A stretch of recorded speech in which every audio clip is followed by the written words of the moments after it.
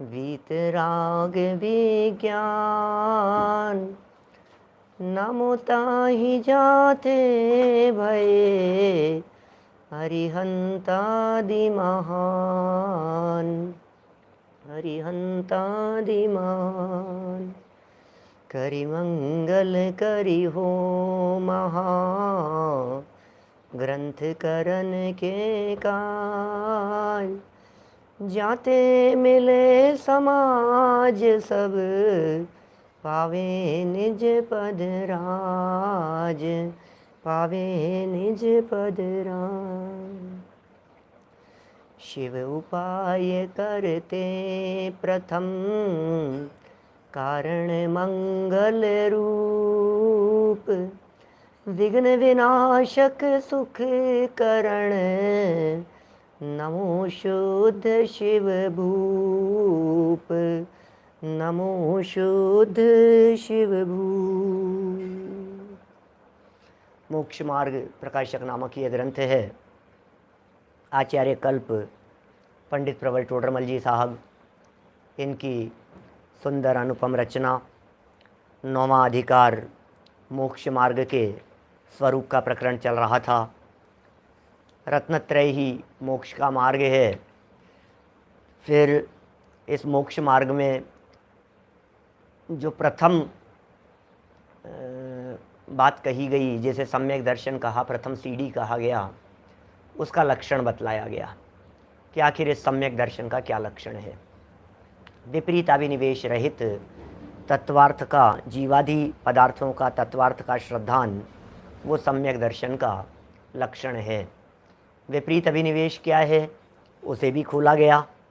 जीवादि तत्वार्थ हैं, उसे भी खोला गया। फिर ये जीवादि तत्वार्थ 7 ही हैं, उसकी भी चर्चा की गई कि आखिर ये तत्वार्थ 7 ही क्यों हैं। अपेक्षित विस्तार से ये सब चर्चा कर लेने के बाद फिर एक चर्चा उठाई जिसमें कहा गया कि पुण्य और पाप, इनको भी तत्व कह दिया जाता है। एक पुण्य तत्व है और एक पाप तत्व है। तो फिर बोले 7 संख्या का क्या होगा। बोले ये जो 2 कहे हैं ये विशेष के विशेष तत्व हैं। जीव और अजीव तत्व ये तो मूल तत्व हैं। आश्रव बंध संवर निर्जरा मोक्ष ये विशेष तत्व हैं। और आश्रव बंध के भी विशेष होने से पुण्य पाप को विशेष के भी विशेष कह दिया गया है। कहीं यदि जिनागम में 9 तत्व भी कहे हों तो रंच मात्र भी विरोध नहीं समझना चाहिए, क्योंकि समय सारादि ग्रंथों में 9 तत्वों की चर्चा भी की गई है। इसलिए तत्व कितने हैं, बोले 7। कि साहब 9 कहे हैं, बोले कोई दिक्कत नहीं है। इस तरह से विपरीत अभिनिवेश रहित तत्वार्थ श्रद्धान, उसे सम्यक दर्शन का लक्षण कहा। अंतिम शब्द आ गए सम्यक दर्शन। प्रश्न खड़ा हुआ कि आप सम्यक दर्शन कह रहे हो, दर्शन का अर्थ तो सामान्य अवलोकन होता है, और यहाँ आप प्रतीति की चर्चा कर रहे हो, श्रद्धान की चर्चा कर रहे हो, ये बात कुछ जच नहीं रही है। तो बहुत सुंदर जवाब दिया। सर्वार सिद्धि, राजवार्तिक आदि ग्रंथों का रेफरेंस देते हुए ये बात कही, एक धातु के अनेक अर्थ होते हैं। जब अनेक अर्थों में किसी एक धातु का प्रयोग होता है, तो चूंकि यहाँ मोक्ष मार्ग का प्रयोजन है, इसलिए दृश्य धातु का सामान्य अवलोकन अर्थ नहीं करके श्रद्धान अर्थ किया गया है। माने जिस दृश्य धातु का यहाँ प्रयोग किया है, दर्शन, सम्यक के साथ में दर्शन, विपरीतता के निराकरण के लिए सम्यक शब्द दिया, विपरीत अभिनिवेश के निराकरण के लिए सम्यक शब्द दिया, और दर्शन शब्द श्रद्धा के अर्थ में प्रयोग किया गया, क्योंकि यह मोक्ष मार्ग का प्रकरण है, मोक्ष मार्ग का प्रयोजन है। विपरीत अभिनिवेश रहित तत्वार्थ श्रद्धान का प्रयोजन क्या, ये एक बहुत सुंदर पैराग्राफ कल हमने थोड़ा बहुत पढ़ा था। आज देखिए उसी चर्चा को थोड़ा आगे बढ़ाते हैं।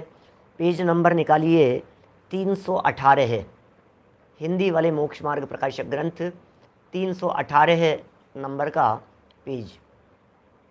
गुजराती वाली पुस्तकों में 329 नंबर का पेज है।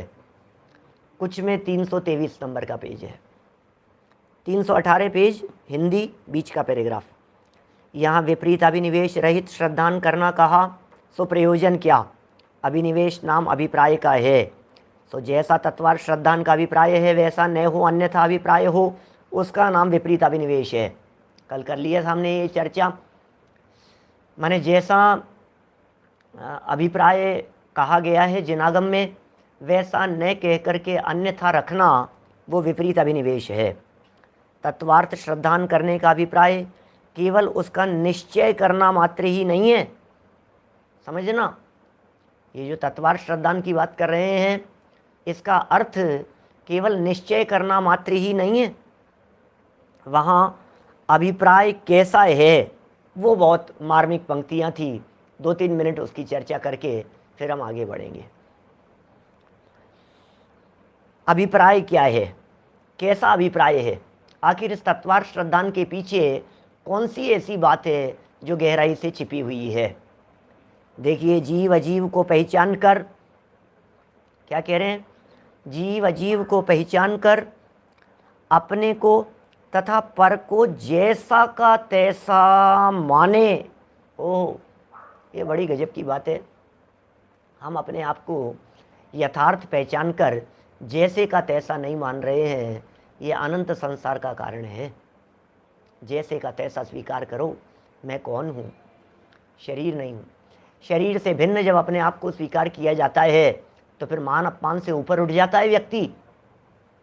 जब अपने आप को देह से भिन्न देखता है तो फिर बीमारियों से ऊपर उठ जाता है। फिर बीमारियां कुछ नहीं होती है, फिर तकलीफ कुछ नहीं होती है। आप एक बार इस बात को स्वीकार तो कीजिए कि मैं कौन हूँ। असली भूल ही यही है। सर्वप्रथम इस बात को स्वीकार कीजिए कि मैं त्रिकाली ध्रुव चैतन्य तत्व हूँ, मैं देह से भिन्न चैतन्य तत्व हूँ।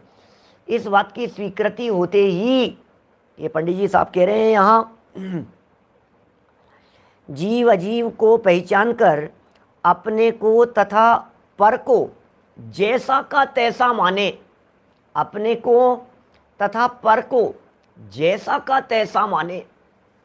ओहो, शरीर को शरीर रूप स्वीकार करे, पर को पर रूप स्वीकार करे, निज को निज रूप स्वीकार करे। यानी विद्वानों के वचन, निज को निज पर को पर जान, फिर दुख का नहीं लेश निदान। क्या? निज को निज स्वीकार करे, माने, ये भेद विज्ञान। फिर कह रहे हैं जैसा का तैसा तो मान लिया इनको, कहते हैं और आश्रवादी को भी पहचानना है। उन्हें पहचान कर उसे हेय माने। देखिए, निज और पर में हेय उपादेय का सवाल नहीं है, जैसा का तैसा स्वीकार करना है। इसका मतलब अजीव तत्व को अजीव रूप स्वीकार कर उसको हेय नहीं मानना है। अजीव में हेयत्व पना नहीं है, देह में हेयत्व बुद्धि नहीं है, देह में परत्व बुद्धि है। एक होती है हेयत्व बुद्धि, एक होती है परत्व बुद्धि। ये मेरा नहीं है, क्या? बस इतना जानना है, मेरा नहीं है, ऐसा जान करके इसके साथ में अपनापन नहीं करना। मेरा नहीं है ऐसा जान करके इसके साथ में परायापन करना। बस पराया है, इतना स्वीकार कर लो। निज में निज बुद्धि था तो परिभ्रमण टले, श्रीमद जी का वचन है। निज में निज बुद्धि था तो परिभ्रमण टले। निज में निज बुद्धि का मतलब क्या है? पर में परायापन की बुद्धि, पर में परायापन। बोले वहाँ हेय बुद्धि नहीं है, लेकिन आश्रव और बंध में क्या करना है? उनमें हेय माने, बंध को भी पहचाने और बंध को अहित रूप माने। ध्यान दीजिएगा, बंध में हेयत्व बुद्धि की बात नहीं कही, उसे अहित मानने की बात कही, अहित रूप माने। आश्रव को छोड़ने की बात कही, बंध को छोड़ा नहीं जा सकता है। बड़े गजब गजब की बातें हैं। आश्रव हेय है, यद्यपि बंध भी हेय है, लेकिन टोडरमल जी कह रहे हैं अहित मानो उस बंध को। संवर को पहचान कर उसे उपादेय माने। संवर उपादेय है, सुख है, सुख की उत्पत्ति है, आनंद का जन्म है, वो संवर है। निर्जरा को पहचान कर उसे हित का कारण माने। निर्जरा हित का कारण है, बंध अहित का कारण है, तो निर्जरा हित का कारण है। मोक्ष को पहचान कर अपना परम हित माने, ऐसा तत्वार्थ श्रद्धान का अभिप्राय है। उससे उल्टे अभिप्राय का नाम विपरीत अभिनिवेश है। सच्चा तत्वार्थ श्रद्धान होने पर इसका अभाव होता है, विपरीत अभिनिवेश का अभाव होता है। इसलिए तत्वार्थ श्रद्धान है सो विपरीत अभिनिवेश रहित है, ऐसा यहाँ कहा है। बात पूरी हो गई। कल भी पढ़ ली थी अपन ने, आज तो कुछ विशेष बात कह रहे हैं। इस श्रद्धान में भ्रम हो जाता है भाई साहब, ऐसा समझता है मुझे तत्वार्थ श्रद्धान है। अपने दिल पर हाथ रख करके सोचना, क्या ये विपरीत अभिनिवेश रहित तत्वार्थ श्रद्धान हमें हो गया है? दिल पर हाथ रख करके सोचना। यदि हो गया है तो हम कहेंगे आप सम्यक दृष्टि हैं, और यदि कदाचित नहीं हुआ है विनू भाई, यदि कदाचित नहीं हुआ है तो बतलाओ गलती कहाँ है? क्या यदि नहीं हुआ है तो हमने पूछा बतलाइए गलती कहाँ है? क्या क्या तो अब आप कहेंगे साहब गलती तो ये है कि राग को उपादेय मान रहा हूं। तो आप राग को उपादेय मानते हो, आपको पता नहीं है ये बात कि पता तो है मेरे को कि राग उपादेय नहीं है। तो जब तुम्हें पता है तो फिर राग को उपादेय क्यों मान रहे हो? समझना एक बार, 7 तत्वों को हम जानते हैं, सब लोग जानते हैं 7 तत्वों के नाम। 7 तत्वों की परिभाषा और व्याख्या करने के लिए कहा जाए तो हम में से कोई ऐसा नहीं है जो बोल नहीं पाए। 7 तत्व के बारे में बोल भी देते हैं हम। फिर उन 7 तत्वों के संबंध में भूल क्या रह गई है वीरेंद्र जी, उस भूल के बारे में भी यदि हमारे को लेक्चर देना हो तो हम वो कहाँ कहाँ भूल रह गई है उस पर भी बहुत अच्छा लेक्चर दे सकते हैं। क्या बात कर रहे हो? 7 तत्व संबंधी भूल के ऊपर भी क्या लेक्चर दे सकते हैं, समझा सकते हैं। भैया देखो, गोरा काला समझ रहा है अपने आप को, ये भूल है। मोटा पतला समझ रहा है, ये भूल है। बतला रहा है बिल्कुल। आत्मा की बातें ऐसे करता है जैसे किसी और की बातें करता हो। इसी मोक्ष मार्ग प्रकाशक ग्रंथ के 225 नंबर पेज से लेकर के 231-32 नंबर पेज तक जो चर्चाएं हैं, फटाफट फटाफट बोलो भैया। मनीष वत्सल जी, जीव अजीव तत्व संबंधी भूल बतलाओ। तो हम पॉइंट बता करके हम जो बतला देंगे, ये ऐसा है, फिर ये ऐसी भूल करता है जीव अजीव के बारे में, फिर ऐसी भूल करता है, फिर ऐसी भूल करता है। फटाफट हमने 6 पॉइंट बतला दिए जीव अजीव तत्व संबंधी भूल के। अरे यार आप तो गजब बात कह रहे हो, ऐसा सारी भूलों का पता है हमारे को। फिर उसके आगे चलो, आश्रव बंध, बोले फटाफट बतला दिया। आश्रव के बारे में क्या भूल है, बंध के बारे में क्या भूल है, संवर निर्जरा के बारे में क्या भूल कर रहा है, मोक्ष के बारे में क्या भूल कर रहा है। तो पंडित जी ये सब जो बता रहे हैं, ये सारी बातें तो पता लग गई अपने को। अब क्या करें? बोलो प्रदीप पाटनी जी साहब, अब क्या करें? हमें पता है साहब, ऐसा नहीं है। मेरे को पता है कि मैं गोरा काला नहीं हूँ, मुझे पता है कि मैं शरीर रूप नहीं हूँ, मुझे पता है कि मैं देह से भिन्न चैतन्य तत्व हूँ। तो फिर अब गलती कहाँ है? पता है ना, बता भी रहा हूँ, पता भी है, बोल भी रहा हूँ, बता भी रहा हूँ, सब कुछ हो रहा है। अब गलती कहाँ हो रही है? अब क्या गलती है?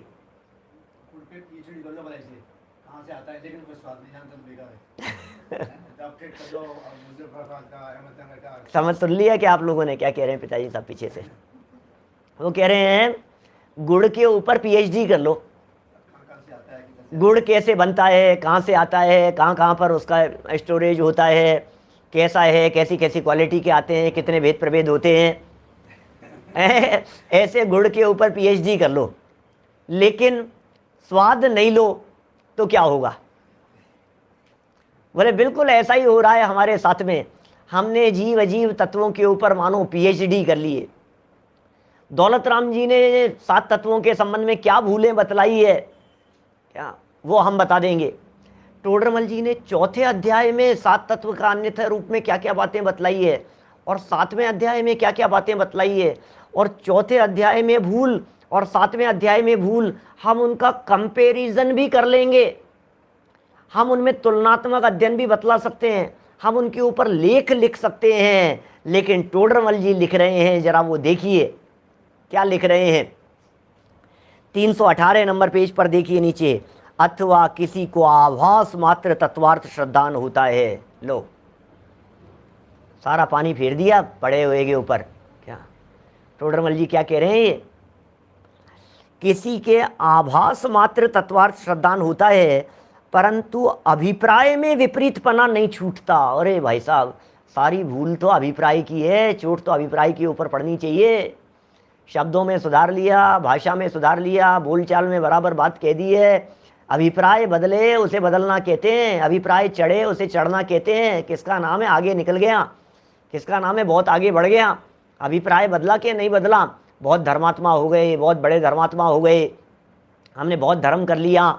आपको पता है कितनी पूजा करता हूँ, आपको पता है कितने ये करता हूँ, कितना स्वाध्याय करता हूँ, कितना पढ़ता हूँ, कितना पढ़ाता हूँ, कितने प्रवचन करता हूँ, कितने उपवास किए हैं, कितनी बार शिखर जी की वंदना की है, न मालूम क्या क्या धर्म के नाम पर हमने क्या क्या नहीं किया है, कितना आगे। अरे भाई बहुत धर्मात्मा है भाई साहब, ये लड़का तो बहुत आगे निकल गया, आपको पता है कितना आगे निकल गया है। कह रहे हैं भैया हम तो एक बात जानते हैं कि हमें बतलाइए गुणस्थान कितने आगे बढ़े हैं।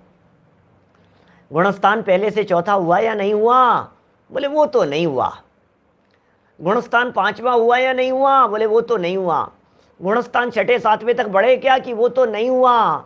तो बोले सुनो, गुणस्थान बढ़ने को आगे बढ़ना कहते हैं, गुणस्थान नहीं बढ़ने को बढ़ना नहीं कहते हैं। कैसे कहें? अभी जगत के जीवों की तो बात ही छोड़िए, जगत में रचे पचे लोगों को यदि देखेंगे ना अपन, तो वे तो आगे बढ़ना कहते हैं पैसा कमाने को। क्या वो तो आगे बढ़ना कहते हैं बिजनेस के बढ़ने को। वो तो कहते हैं एक छोटी सी दुकान थी जब इनके पिताजी का स्वर्गवास हुआ था। कई लोग मिलते हैं बम्बई में इस तरह के जो ये कहते हैं पंडित जी हमारे पास में कुछ नहीं था, जब हम गांव से आए थे ना यहाँ बम्बई, तब हमारे पास में कुछ नहीं था, और आज देखो आप कहाँ से कहाँ पहुँचा दिया हमने। पिताजी के समय एक छोटी सी दुकान थी और आज हमने बिजनेस को कहाँ से कहाँ पहुँचा दिया, बहुत आगे। कई लोग मिलते हैं वो कहते हैं मैं तो इसको बचपन से जानता हूँ, बचपन से ही इतना विशेष था कि इसको देख देख करके लगता था ये लड़का बहुत आगे जाएगा, ये लड़का बहुत आगे निकलेगा, बहुत आगे निकलेगा, और फिर बहुत आगे निकल गया। देखो आज आप कहाँ से कहाँ पहुँच गया। जनवाणी ये कह रही है हमें तो जहाँ के तहाँ खड़े नजर आ रहे हैं। जनवाणी ये कह रही है हमें तो उसी जगह पर खड़े हुए नजर आ रहे हैं जिस मिथ्यात्व की भूमिका में, जिस पहले गुणस्थान में पहले दिन खड़े थे, जिस मिथ्यात्व की भूमिका में अनादिकाल से थे, आज भी उसी भूमिका में खड़े हुए हैं। कहाँ बढ़ गए हैं भाई साहब? अंदर में बढ़ा के नहीं बढ़ा, विशुद्धि बढ़ी के नहीं बढ़ी, अनुभव हुआ कि नहीं हुआ, गुणस्थान बढ़ा के नहीं बढ़ा, मोक्ष मार्ग पर आगे बढ़ने को बढ़ना कहते हैं। क्या इकाई के बिना शून्य किसी काम के नहीं है, कितने जीरो लगा लो कुछ नहीं है। बहुत बढ़ गए, बहुत बढ़ गए भाई साहब, बहुत बढ़ा दिया। अरे नहीं, है ही नहीं कुछ भी। वही मैं बार बार कहता हूँ आजकल इन दिनों, हे आज मरे और कल तीसरा दिन है, कोई किसी को याद नहीं करता है, छुट्टी हो जाती है, चतुर्गति का परिभ्रमण चल रहा है ज्यों का त्यों। कहाँ बढ़ गए हैं, कहाँ बढ़ गए हैं भाई साहब? क्या बहुत कर लिया, बहुत कर लिया साहब, बहुत कर लिया। अरे भैया सबको तो जाना, निज को न जाना, कैसा ज्ञान धारी तूने आपा न पहचाना। कितना जानता हूँ, कितना पढ़ता हूँ, कितना सीखा है, कितनी नॉलेज है, कितनी नॉलेज हो गई है, कितनी गाथाएं याद हो गई है। भैया आत्मा को जाना कि नहीं जाना, समय सार को जाना सो तो ठीक है, मोक्ष मार्ग प्रकाशक को जाना सो तो ठीक है। क्या लेकिन अपने आप को जाना कि नहीं जाना, कि वो तो नहीं जाना पंडित जी हमने। तो ये कह रहे हैं पंडित जी साहब यहाँ विपरीत अभिनिवेश रहित तत्वार्थ श्रद्धान वो नहीं हुआ। देखो क्या कह रहे हैं, आभास मात्र तत्वार्थ श्रद्धान होता है परंतु अभिप्राय में विपरीतपना। ओहो क्या कह रहे हैं, अभिप्राय में विपरीतपना मिटा के नहीं मिटा। कि अभिप्राय में विपरीतपना तो नहीं मिटा, बोले पकड़ में नहीं आ रहा है ये तो हमारे को। अभिप्राय का विपरीतपना क्या होता है? दिल के कोने में छिपा हुआ मिथ्यात्व, ये है अभिप्राय में विपरीत मान्यता। दिल के कोने में बैठी हुई देह के प्रति एकत्व बुद्धि, अंदर से पर पदार्थों के प्रति जो चेंट है, जो आसक्ति का परिणाम है, इसका नाम है अंदर में बैठी हुई विपरीत बुद्धि। आप शब्दों में भले ही कहते हो कि पैसे में सुख नहीं है, शब्दों में भले ही कहते हो संपत्ति में सुख नहीं है, शब्दों में भले ही कहते हो हाँ पंडित जी सब देख ली हमने दुनियादारी, इसमें कहीं सुख नहीं है, लेकिन दिल के अंतर में कोने में झांक करके देखो, फिर भी उसी के पीछे भागते हुए नजर आते हो। ये अंदर में मिथ्यात्व की जड़ें सच में बहुत गहरी है, बहुत गहरी है ये जड़ें।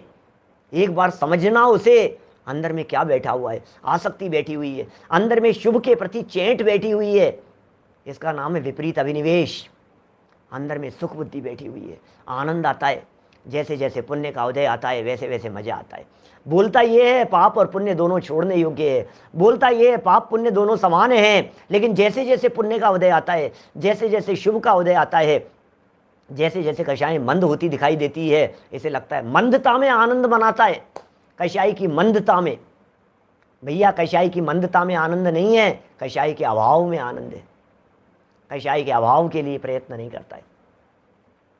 मंद कषाय, मंद कषाय, मंद कषाय, शुभ भाव, आहा मजा आ रहा है, सुनने में मजा आ रहा है, समझने में मजा आ रहा है। अटक रहा है भाई साहब, अटकने के स्थान बहुत हैं। हम कहाँ अटके हुए हैं, आगे क्यों नहीं बढ़ पा रहे हैं? इसलिए नहीं बढ़ पा रहे हैं क्योंकि हम अटक गए हैं। सारी दुनिया भोगों में अटकी है, तो स्वाध्याय करने वाले स्वाध्याय में अटके हैं, पढ़ने में अटके हैं, कुछ गाथाएं याद करने में अटके हैं, कुछ सुनने में अटके हैं, तो कुछ सुनाने में अटके हैं। अटके हुए हैं भाई साहब, कहीं ना कहीं तो अटके हुए हैं हम लोग। ऐसी धसक होनी चाहिए, ऐसी धगस अंदर में कि नहीं, पर से भिन्न चैतन्य तत्व को देखना है, अपने आप को देखना है। अंदर से ऐसा उछाला आना चाहिए, अरे शास्त्र को नहीं, शास्त्र को देख करके अपने आप को देखना है। जिनवाणी दर्पण है, जिनेंद्र देव मिरर के समान है, जिनेंद्र देव की प्रतिमाओं को देख करके अपने आप को देखना है, शास्त्र को देख करके अपने आप को देखना है। हमने शास्त्र तो देखा लेकिन अपने आप को नहीं देखा, हमने प्रवचन तो सुने लेकिन अपने आप को नहीं सुना।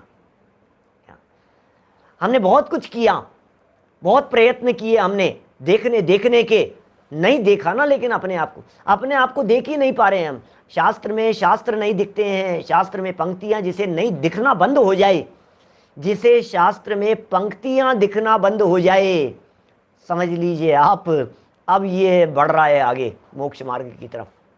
क्या बात कह रहे हो पंडित जी, पंक्तियां दिखना बंद हो जाए? हाँ, बहुत आंखें खराब हो गई। क्या भाई साहब, आंखें खराब जैसी लग रही हैं, पढ़ नहीं पा रहा हूँ आजकल में, बराबर पढ़ नहीं पा रहा हूँ। चश्मे का नंबर जो है ना, ये थोड़ा सा बढ़ गया है, नंबर बढ़ गया है, दिख नहीं पा रहा है। अब तो बराबर हो गया ना। अरे भाई, लाइनें नहीं दिखने का मतलब ये है, लाइनें देख करके लाइनों का मर्म दिखने लगे। लाइनें देखने का मतलब ये है कि अब लाइन देखते देखते लाइन तो लाइन की जगह रह जाए, और लाइन का जो प्रतिपाद्य है, लाइनों में जो भाव भरा हुआ है, लाइनों में जो बातें कही गई है, वे बातें हमारे अनुभव का विषय बन जाए, ये कहना चाह रहे हैं। यहां पर चर्चा की थी मैंने एक दिन आपके बीच में भाव वासन की। शास्त्र जो हैं, इन शास्त्रों को देखो, और शास्त्रों को देख करके अपने आप को देखो, अपने जीवन को देखो। ये शास्त्र दिखा रहे हैं, ये मिरर हैं, ये दर्पण है। क्या साहित्य को समाज का दर्पण कहा जाता है, ये आईना दिखा रहे हैं टोडरमल जी हमारे को। क्या बात कर रहे हो साहब? हाँ जी, ये टोडरमल जी साहब हमें आईना दिखा रहे हैं। क्या बोलो, ये हमें आईना दिखा रहे हैं टोडरमल जी। कि आईने में क्या दिखता है? आईने में अपनी शक्ल दिखती है। तो यहाँ टोडरमल जी कह रहे हैं जरा देखो अपनी शक्ल, हम दिखा रहे हैं। बोलो सात तत्व के नाम, बोले फटाफट बोल दिए। बोलो परिभाषाएं, बोले फटाफट बोल दी। बोलो इनके अंदर क्या क्या भूल कर जाता है, बोले फटाफट बतला दी। तो बोले अब मिट गई कि नहीं मिटी? कि मिटी तो नहीं, तो कहाँ रह गया है? देखिए सुनना जरा यहाँ क्या कह रहे हैं। अभिप्राय में विपरीतपना नहीं छूटता किसी प्रकार से, सुनिए, किसी प्रकार से पूर्वोक्त अभिप्राय से, किसी प्रकार से पूर्वोक्त पहले कहे गए अभिप्राय से अन्यथा अभिप्राय अंतरंग में पाया जाता है, तो उसको सम्यक दर्शन नहीं होता। ये विपरीतपना पाया जा रहा है, पंडित जी कह रहे हैं उसको सम्यक दर्शन नहीं होता। क्या? जैसे द्रव्यलिंगी मुनि, जैसे द्रव्यलिंगी मुनि, किसकी बात कर रहे हैं पंडित जी? जिन वचनों से तत्वों की प्रतीति करे, भूल बता रहे हैं, भूल। भाई प्रियंक जी भूल बतला रहे हैं, कहाँ कहाँ अटक गया है। सब कुछ किया। मैं आपसे पूछता हूँ, द्रव्यलिंगी मुनि ने क्या नहीं किया? बोलो, द्रव्यलिंगी मुनिराज ने क्या नहीं किया? फिर भी मिथ्या दृष्टि। ये द्रव्यलिंगी के मिथ्यात्व की चर्चा टोडरमल जी ने नहीं की है। द्रव्यलिंगी के मिथ्यात्व की चर्चा जिनागम की चर्चा है। शास्त्रों की पंक्तियां खोल खोल करके देखेंगे तो आपको लगेगा द्रव्यलिंगी मिथ्या दृष्टि। प्रवचन सार में लिखा है, कुंद कुंदाचार्य देव लिख रहे हैं, अमृतचंद्र लिख रहे हैं, जयसेनाचार्य लिख रहे हैं, वीतरागी संत लाइन लगा करके लिख रहे हैं कि द्रव्यलिंगी होकर के मिथ्या दृष्टि बना रहेगा। और उस द्रव्यलिंगी का पता है आपको ज्ञान कितना है, कितना हो सकता है उस द्रव्यलिंगी का ज्ञान, किस लेवल तक का ज्ञान हो सकता है उस द्रव्यलिंगी को? आपको मालूम है उस द्रव्यलिंगी का आचरण कैसा होता है? फिर भी मिथ्या दृष्टि। फिर भी जिनवाणी ये कह रही है एक कदम भी आगे नहीं बढ़ा। किसे बढ़ना कहते हैं? जिनवाणी ये कह रही है ज्ञान तो इतना बढ़ गया, ज्ञान तो इतना बढ़ गया कि 11 अंग 9 पूर्व का पाठी हो गया। इतना ज्ञान बढ़ गया, बहुत बढ़ गया ज्ञान भैया। समय सार का ज्ञान है, प्रवचन सार का ज्ञान है, अष्टपाउड़ का ज्ञान है, नियम सार का ज्ञान है, गोमठ सार का ज्ञान है, धवलादिक का ज्ञान है। अरे कितना कितना कितना कितना ज्ञान है भाई साहब। ओहो, सारा ज्ञान, सारा ज्ञान, सब पराश्रित ज्ञान है। लेकिन 11 अंग का ज्ञान, ओहो 11 अंग किसे कहते हैं? सोचो तो सही, कल्पना से बाहर है आपके। जितना उपलब्ध साहित्य है, जितना उपलब्ध साहित्य है आपके पास में, सबका सब जान लिया और रटा हुआ है और दिमाग में। सब अंग पढ़े 9 पूर्व रटे, पर उसका भाव नहीं जाने। 11 अंग 9 पूर्व, ज्ञान इतना उत्कृष्ट। चारित्र बाहर में कितना दिखाई दे रहा है? अरे न मालूम क्या क्या छोड़ दिया है, क्या क्या त्याग किया है उसने। घर गृहस्थी, परिवार, सब कुछ, कपड़े लत्ते, व्यापार रोजगार, दुनियादारी, गृहस्थी, सब कुछ छोड़ दिया है, सब कुछ छोड़ दिया है। क्या बाहर में सब कुछ छूटा हुआ सा नजर आ रहा है? टोडरमल जी साहब ये कह रहे हैं बाहर में तो सब कुछ छोड़ा, और इस लेवल तक छोड़ा है कि यदि चमड़ी उतारे बाहर से, लिखा यहाँ पंडित जी ने, चमड़ी उतारे, नग्न दिगंबर पीछी कमंडल 28 मूल गुणों का निरतिचार पालन, निरतिचार पालन, अतिचार नहीं है, और फिर चमड़ी उतारे, और चमड़ी उतारने पर भी रंच मात्र क्रोध नहीं, रंच मात्र क्षोभ नहीं, रंच मात्र खेद खिन्नता नहीं, आंख की कोर भी लाल नहीं होती है। विरोध करना तो बहुत दूर की बात है। नमक मिर्च डाल दे हुए तो भी तेजी नहीं आ रही है। कितना चारित्र, और गजब का चारित्र भाई साहब। केश नोच करते हैं, ये करते हैं, मूल गुणों का पालन करते हैं। ज्ञान कितना उत्कृष्ट हो गया और चारित्र कितना उत्कृष्ट दिखाई दे रहा है। लेकिन ये कह रहे हैं भैया सुनो, कितना आगे बढ़ गया, ज्ञान इतना बढ़ गया, चारित्र इतना बढ़ गया। भैया श्रद्धा बदली कि नहीं बदली? श्रद्धा तो नहीं बदली, तो कितना आगे बढ़ गया? गुणस्थान बढ़ा कि नहीं बढ़ा? कि वो तो नहीं बढ़ा, तो फिर कितना आगे बढ़ गया? बोले कुछ नहीं बढ़ा, जहां का तहां खड़ा है, अनंत संसारी है, अनंत संसारी है। कि साहब इतना सब कुछ किया, फिर भी इतना सब कुछ किया, फल मिल जाएगा कि क्या मिलेगा? कि ग्रेवेकों में चला जाएगा, ज़्यादा से ज़्यादा 9वें ग्रेवेक तक चला जाएगा। वो भी लिमिट है 9वें ग्रेवेक तक, बहुत बड़ी चीज़ है 9वां ग्रेवेक। फिर क्या हुआ? वापस लौट करके आ गया,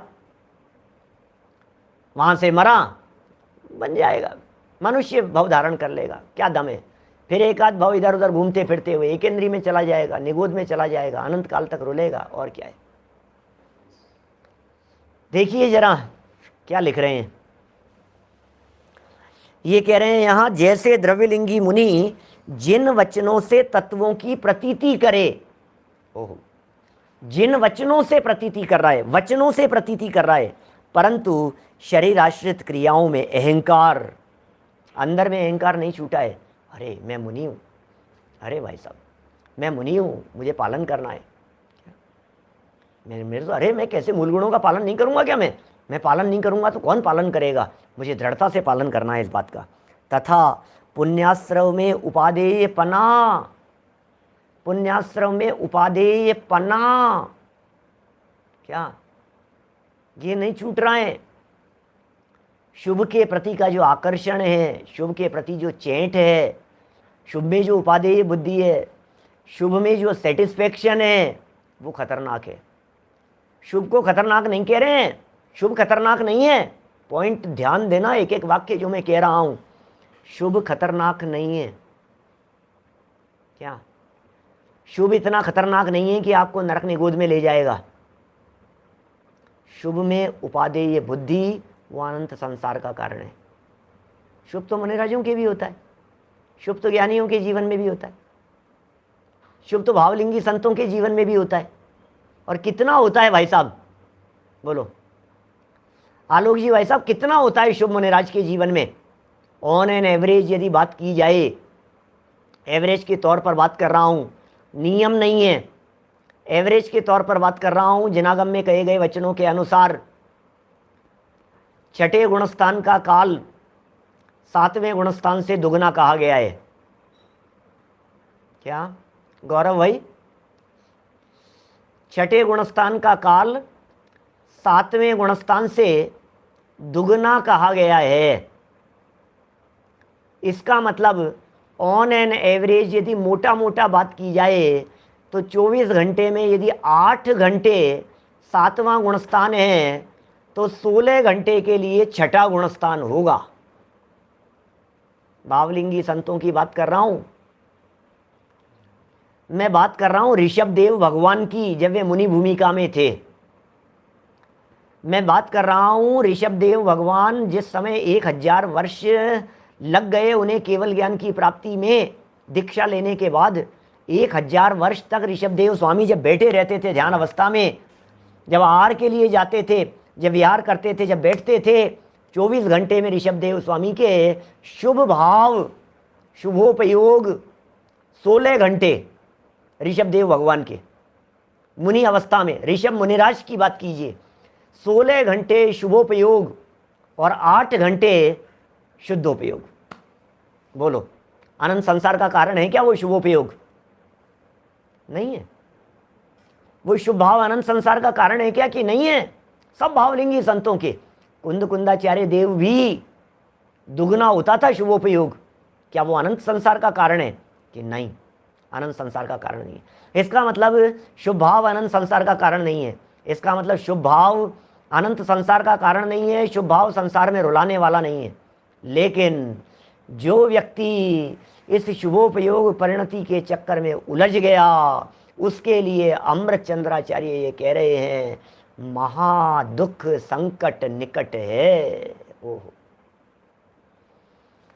जिसने शुभ को भला मान लिया, जिसने शुभ में उपादेय बुद्धि की, जिसने कहा शुभ भी कोई बुरा थोड़ी नहीं है, जिसने ये सोच लिया, जिसके अंदर में अभिप्राय में ये बात बैठी हुई है, अरे इतना तो कर रहा हूं, इससे ज्यादा और क्या करूंगा, इसका मतलब वो अनंत संसारी है। बोलो क्या कहें? ये उपादेय बुद्धि क्या चीज होती है? उपादेय बुद्धि ये कि मैंने शास्त्र लिखे हैं, कितना अच्छा काम किया है मैंने, इसका नाम है उपादेय बुद्धि। ये उपादेय बुद्धि नहीं है। अरे उपादेय बुद्धि तो बहुत दूर की बात है। अंतिम गाथा में लिखते हैं, अंतिम कलश में लिखते हैं, अंतिम पंक्तियों में लिखते हैं सारे वीतरागी संत, इसमें हमारा कुछ कर्तृत्व नहीं है। ओ, इसमें हमारा कुछ कर्तृत्व ही नहीं है। मैंने किया है और करने का अभिमान, ये सारी बातें तो बहुत दूर रह गई। लिखनाधिक वचनाधिक क्रिया वर्णाधिक और इंद्रिय हिया, ये है सब पुद्गल को खेल, या में नाई हमारो मेल। ये है भाई साहब ज्ञानियों की अंतर्दृष्टि। ये टोडरमल जी साहब कह रहे हैं ये शरीर आश्रित क्रियाओं में अहंकार कर रहा है द्रव्यलिंगी होकर के, शरीर आश्रित क्रियाओं में अहंकार बुद्धि कर रहा है। पुण्य आश्रम में उपादेय पना इत्यादि विपरीत अभिप्राय से मिथ्या दृष्टि ही रहता है, इत्यादि विपरीत अभिप्राय से मिथ्या दृष्टि ही रहता है। इसलिए जो तत्वार्थ श्रद्धान विपरीत अभिनिवेश रहित है वही सम्यक दर्शन है। इसका मतलब वो द्रव्यलिंगी सम्यक दृष्टि भी नहीं है। इसका मतलब वो द्रव्यलिंगी सम्यक दृष्टि भी नहीं है। क्या बात कर रहे हो आप? हाँ जी, विपरीत अभिनिवेश रहित नहीं है उसका श्रद्धान। उसका श्रद्धान आगम के अनुसार है। परावलंबी बुद्धि है, पराश्रित बुद्धि है, पर के आधार पर जान रहा है, शास्त्र के आधार पर जान रहा है कि आत्मा असंख्यात प्रदेशी है। कि हाँ लिखा है ना तत्वार सूत्र के 5वें अध्याय में असंख्यात प्रदेशी है। लिखा है ना योग सार की 24वीं गाथा में कि आत्मा असंख्यात प्रदेशी है। लिखा है ना द्रव्य संग्रह की 10वीं गाथा में, लिखा है, बिल्कुल लिखा है, क्या बराबर लिखा है ये बातें। आत्मा असंख्यात प्रदेशी है, आत्मा अमूर्तिक है, लिखा है ना दूसरी गाथा में, आगे गाथाओं के अंदर, द्रव्य संग्रह के अंदर आत्मा अमूर्तिक है। हाँ बस, तो आत्मा को अमूर्तिक गाथाओं में ही देख,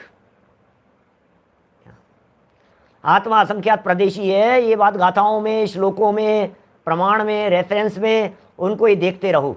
आत्मा अनंत गुण और अनंत शक्तियों वाला है कि कैसे कह रहे हो कि लिखा है साहब शास्त्र में? अरे शास्त्र में लिखा है नहीं, अंदर में लिखा है या नहीं? मुझ में वो शक्तियां हैं, ये अंदर में देखा है कि नहीं? शास्त्र में देखने से काम नहीं चलता है, अंदर में देखा जाता है, अंदर में देखा जाता है। मुझ में वो शक्तियां हैं, दुनिया की कोई ताकत मेरा को बिगाड़ने में समर्थ नहीं है। ये शक्ति है मुझ में, बिगाड़ दो सारे लोग मिलकर के, क्या बिगाड़ दूंगे मेरा?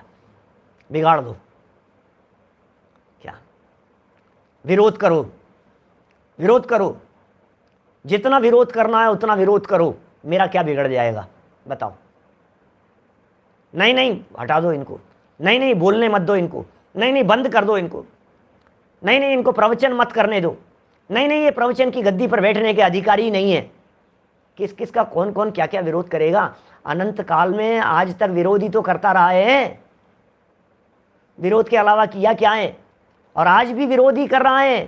गुरुदेव श्री की वाणी मिल जाने के बावजूद भी विरोधी कर रहा है। विरोध, जिन गुरुदेव श्री ने जीवन पर्यंत किसी का विरोध नहीं किया, आज उनके अनुयायियों ने यही सीखा उनसे कि विरोध करना है, हमारे को विरोध करना है। कर लो विरोध, अनंत गुण और अनंत शक्ति संपन्न हूं मैं, कौन करे मेरा विरोध? सच में जो मेरा विरोध करे वो अनंत संसारी, क्योंकि मैं अनंत गुणों का अखंड पिंड हूं। और बाकी पर्यायों का विरोध करे उसमें तो दम क्या है? वो तो मैं हूं ही नहीं। क्या न बोलने वाला हूं, न कहने वाला हूं, न सुनने वाला हूं, न सुनाने वाला हूं। फील करो इस चीज को, ये शक्ति बड़ी गजब की है, ये बहुत पावरफुल चीज है, ये बहुत पावरफुल चीज है भाई साहब। ये चैतन्य तत्व ये अनुभव करने के लिए है, क्या अनुभव करने के लिए? बोलो, विरोध करना है अपनी मिथ्या परिणति का करो, विरोध करना है अपनी मिथ्या मान्यता का करो, विरोध करना है तो कोई किसी का विरोध न कर नहीं सकता, इस बात का विरोध करो।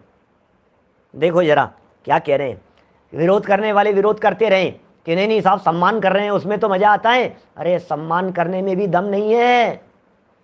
हमारा असली सम्मान तब है जब आप अपने आप को त्रिकाली ध्रुव स्वीकार करो, ये है सम्मान। और क्या होता है सम्मान? नहीं नहीं पंडित जी बहुत अच्छा समझाते हो, पंडित जी बहुत अच्छा बतलाते हो, पंडित जी इतने लोगों को लाभ मिल रहा है। अरे ये किसका सम्मान है? काय का सम्मान है ये? इसे सम्मान कहते हैं क्या? त्रिकाली ध्रुव ज्ञायक अनंत गुणों के अखंड पिंड चैतन्य तत्व का तो सम्मान किया नहीं, और बाहर में पर्यायों का सम्मान किया। इन पर्यायों का सम्मान करने वाला अनंत संसारी है, पर्याय मूढ़ है। आचार्य देव उसे पज्जय मूढ़ा कहकर के पुकारते हैं, पर्याय मूढ़ है भैया। तू किसका सम्मान कर रहा है? सम्माननीय जो पंचम पारिणामिक भाव है, सम्माननीय जो अपना त्रिकाली ध्रुव चैतन्य तत्व है, उसका सम्मान कर, वो सम्मान करने योग्य है। बाकी सम्मान में दम नहीं है कुछ भी, बाकी तो किसका सम्मान करे। और सुनो, सच में वो पर्याय सम्माननीय हो जाती है जो पर्याय त्रिकाली ध्रुव का अवलंबन लेती है, ये होता है सम्मान। जिन ज्ञानियों का सम्मान होता है, जिन पंच परमेष्ठी सम्मान की बात कर रहे हैं अपन, सीता का सम्मान क्यों है बतलाइए, रामचंद्र जी का सम्मान क्यों है हमें बतलाइए जरा, हमें बतलाइए। इन महापुरुषों का सम्मान क्यों है हमें बतलाइए। क्षायिक सम्यक दृष्टियों का सम्मान क्यों है? क्योंकि उनकी जो पर्याय है, उस पर्याय ने अपने पंचम पारिणामिक भाव का अवलंबन किया है। जो पर्याय अपने स्वभाव का अवलंबन लेती है वो पर्याय भी पूजनीय हो जाती है। कौन पूजनीय होता है? ये पर्याय पूजनीय बन जाएगी। कब पूजनीय बन जाएगी? कि पूजनीय तत्व का अवलंबन लेगी तो ये पर्याय भी पूजनीय बन जाएगी। अनंत भगवान क्यों पूजनीय बन गए? क्योंकि उन्होंने पूजा की अपने पारिणामिक भाव की। अनंत भगवान क्यों पूज्य हो गए? क्यों तीन लोक के नाथ हो गए? क्यों उनके चरणों में सौदर में इंद्र जैसे अपना मुकुट धरते हैं? क्यों? क्योंकि उन्होंने सम्मान किया अपने ज्ञायक स्वभाव का। जिसने अपने ज्ञायक स्वभाव का सम्मान किया उसका सम्मान है, और जिसने अपने ज्ञायक स्वभाव का सम्मान नहीं किया फिर तो क्या दम है दुनिया भर में। देखो जरा, ये कह रहे हैं अभिप्राय से मिथ्या दृष्टि। पुण्याश्रम में उपादेयपना इत्यादि विपरीत अभिप्राय से मिथ्या दृष्टि ही रहता है। ओह, इसलिए जो तत्वार्थ श्रद्धान विपरीत अभिनिवेश रहित है वही सम्यक दर्शन है। विपरीत अभिनिवेश रहित है वही तो सम्यक दर्शन है, उसे ही तो सम्यक दर्शन कहते हैं। इस प्रकार विपरीत अभिनिवेश रहित जीवादि तत्वार्थों का श्रद्धानपना सो सम्यक दर्शन का लक्षण है। और सम्यक दर्शन लक्ष्य है, लक्ष्य जिसे पहचानना है, लक्ष्य जहाँ तक पहुँचना है। लक्ष्य क्या चीज़ है? वहाँ तक पहुँचना है। सम्यक दर्शन पहचानो, सम्यक दर्शन को कि कैसे पहचाने? विपरीत अभिनिवेश रहित तत्वार्थ श्रद्धान, ये लक्षण है। वही तत्वार्थ सूत्र में कहा है, तत्वार्थ श्रद्धानम सम्यक दर्शनम। पहले अध्याय का दूसरा सूत्र है तत्वार्थ सूत्र में। तत्वार्थ श्रद्धानम सम्यक दर्शनम, तत्वार्थों का श्रद्धान वही सम्यक दर्शन है। तत्वार्थों का श्रद्धान वही सम्यक दर्शन है। देखिए जरा आगे क्या कहते हैं, 319 नंबर पेज। तथा सर्वार्थ सिद्धि नामक सूत्रों की टीका है, उसमें तत्वाधिक पदों का अर्थ प्रकट लिखा है।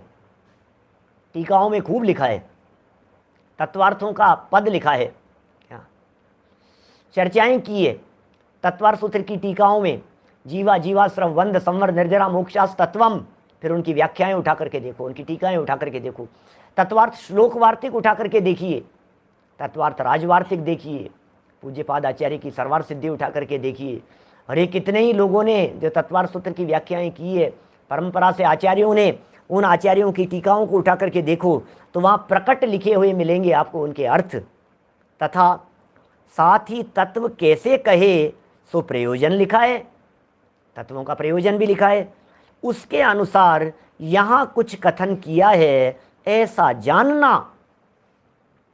यहाँ जो हमने कथन किया है ये उसके अनुसार कथन किया है। हमने आगम के अनुसार कथन किया है, हमने शास्त्रों के अनुसार कथन किया है, थोड़ा बहुत किया है तो जान लेना भैया उसको, और क्या है। तथा पुरुषार्थ सिद्धि उपाय में भी इसी प्रकार कहा है। बड़ा गजब का श्लोक है, थोड़े समय पहले ही, मुश्किल से साल भर पहले चर्चा हुई होगी इसकी। 22 नंबर का श्लोक है, पुरुषार्थ सिद्धि उपाय शुरू का है ना ये। पुरुषार्थ सिद्धि उपाय पे भी करीब 250 प्रवचन हुए हैं लगभग। तो शुरू के प्रवचनों में 22 नंबर का श्लोक है। इसके प्रवचन देखना चाहिए, इस श्लोक के ऊपर जो प्रवचन किए हैं उनको देखना चाहिए। इस विषय वस्तु को कैसा बतलाया है, पंडित जी साहब क्या कह रहे हैं। जीवा जीवादीनाम तत्वार्थानाम सदैव कर्तव्यम श्रद्धानम विपरीताभिनिवेश विविक्तमात्मरूपम तत्। क्या कह रहे हैं, बड़ा गजब का श्लोक है, इतना गजब का श्लोक है क्या, इतना मज़ा आता है इस श्लोक को देखते ही, इतना चित्त प्रफुल्लित होता है क्या। जीवा जीवादीनाम तत्वार्थानाम सदैव कर्तव्यम, ओ सदैव कर्तव्यम। जीवा जीवादीनाम तत्वार्थानाम सदैव सदैव कर्तव्यम, सदैव कर्तव्यम। कर्तव्य है आपका, हमारा कर्तव्य क्या है लोहाड़िया जी, क्या कर्तव्य है हमारा? सदैव कर्तव्यम, ये कर्तव्य है, इनका श्रद्धान करना हमारा कर्तव्य है।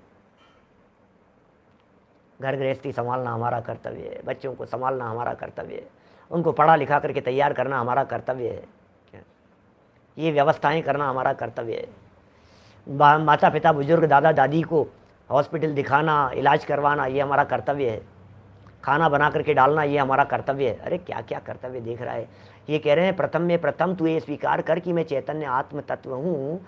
जब तू अपने आप को आत्मा स्वीकार करता है, नियमेण एजम कज्जम, क्या नियमसार तीसरी गाथा, नियम से जो करने योग्य है वो रत्नत्रय कर्तव्य है। ये कह रहे हैं यहाँ विपरीत अभिनिवेश से रहित जीव अजीवादिक तत्वार्थों का श्रद्धान सदा काल करना ये योग्य है, ये कर्तव्य है। आज तक अपना काम तो किया नहीं, अपना कर्तव्य तो किया नहीं, और क्या करें। ये श्रद्धान आत्मा का स्वरूप है, ये श्रद्धा ये स्वरूप है आत्मा का। क्या दर्शन मोह उपाधि दूर होने पर प्रकट होता है, इसलिए आत्मा का स्वभाव है। ये श्रद्धान कैसे प्रकट होता है, ये वास्तविक श्रद्धान कैसे होता है, बोलो। पुरुषार्थ सिद्धि उपाय का 23 नंबर का प्रवचन। कैसे होता है ये श्रद्धान, ये आत्मा, ये दर्शन मोह दूर होने पर प्रकट होता है, ऐसा श्रद्धान। ये हमारा कर्तव्य है, और जो ये श्रद्धान हो जाता है ये आत्मा का स्वभाव है, और चतुर्थ आदि गुणस्थान में प्रकट होता है ये श्रद्धान। वाओ, चतुर्थ गुणस्थान माने घर गृहस्थी में किया जा सकता है। चतुर्थ गुणस्थान सुनते ही चित्त खिल जाना चाहिए, चतुर्थ गुणस्थान सुनते ही ये बात ख्याल में आ जानी चाहिए, हम घर गृहस्थी में रहते हैं तो ये काम किया जा सकता है, घर में रहते हुए ये काम किया जा सकता है, परिवार में रहते हुए काम किया जा सकता है, समाज में रहते हुए काम किया जा सकता है, बिजनेस करते हुए काम किया जा सकता है, जॉब करते हुए ये काम किया जा सकता है। कौन सा काम, ये तत्वार्थ श्रद्धान। जीवा जीवादीनाम तत्वार्थानाम सदैव कर्तव्यम, ये हमारा कर्तव्य है, इस कर्तव्य का निर्वाह किया जा सकता है। ट्रेन में, लोकल ट्रेन में सफ़र करते हुए किया जा सकता है, बस में सफ़र करते हुए किया जा सकता है, गाड़ी में चलते हुए किया जा सकता है, घर में बिस्तरों पर लेटे लेटे किया जा सकता है। जीवा जीवादीनाम तत्वार्थानाम सदैव कर्तव्यम, ये कर्तव्य किया जा सकता है, क्योंकि ये कह रहे हैं चतुर्थ आदि गुणस्थान में प्रकट होता है। चतुर्थ आदि, आदि शब्द क्यों लगा दिया, क्या चतुर्थ के साथ में आदि क्यों लगा दिया, इसलिए लगा दिया कि किसी जीव को पहले से डायरेक्ट 5वां गुणस्थान होता है तो 5वें में हो जाता है, किसी जीव को पहले से 7वां गुणस्थान होता है तो 7वें में हो जाता है। इसलिए चतुर्थ आदि गुणस्थानों में प्रकट होता है कि साहब ये तत्वार्थ श्रद्धान प्रकट तो चौथे में ही होगा ना, कि नहीं 5वें में भी हो सकता है। नहीं, ये जो तत्वार्थ श्रद्धान है ये डायरेक्ट 7वें में भी हो सकता है। प्रथमोपशम सम्यक्त्व कोई जीव को चौथे में, कोई जीव को प्रथमोपशम सम्यक्त्व 5वें में, और किसी जीव को प्रथमोपशम सम्यक्त्व 7वें गुणस्थान में भी हो सकता है। पश्चात सिद्ध अवस्था में भी सदा काल इसका सद्भाव रहता है, ऐसा जानना। भाई साहब ये क्या निधि है, सम्यक दर्शन ये कौन सी निधि है, सम्यक दर्शन ये कौन सी पूंजी है, ये सम्यक दर्शन कौन सी संपत्ति है, ये सम्यक दर्शन कैसा वैभव है, दुनिया की कोई ताकत इस वैभव को छीन नहीं सकती है। ये वो ताकत है, ये वो वैभव है भाई साहब जो सिद्ध दशा तक कायम रहता है, ये वो संपत्ति है जो सादी अनंत काल तक कायम रहती है। इस संपत्ति की चर्चा कर रहे हैं। ये कह रहे हैं पश्चात सिद्ध अवस्था में भी सदा काल इसका सद्भाव रहता है, ऐसा जानना। साहब ये तत्वार्थ श्रद्धान लक्षण जो है ना, ये तो तत्व जानने वालों को ही होता होगा। ये तत्वार्थ श्रद्धान लक्षण है ना, ये तिर्यंचों के कैसे बेचारे 7 तत्व को जानेंगे। तो फिर एक बात बतलाइए, तो फिर वो शेर के जीव को मुनिराज ने 7 तत्व परिभाषाएं यही सब समझाई होगी।